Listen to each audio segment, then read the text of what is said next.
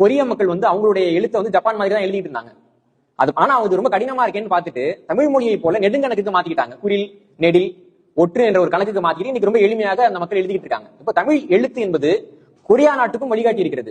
சிங்களர்கள் பயன்படுத்தக்கூடிய எழுத்து முறையினுடைய அடிப்படை இலக்கணம் தமிழ் மொழியினுடைய இலக்கணம். தெலுங்கர்கள் பயன்படுத்தக்கூடிய மொழியினுடைய அடிப்படை இலக்கணம் தமிழ் மொழியினுடைய இலக்கணம்.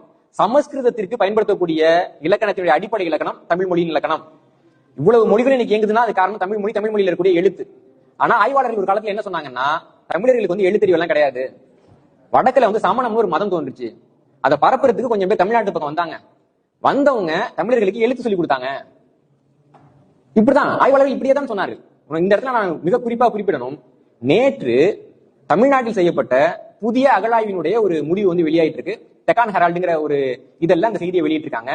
அந்த செய்தியின்படி நேற்று வரைக்கும் பாத்தீங்கன்னா தமிழ் மொழியினுடைய அதிகாரப்பூர்வ பழமைங்கிறது கிமு 6ஆம் நூற்றாண்டு இல்லைங்களா? கீழடி அகழாய்வு அறிக்கையின்படி.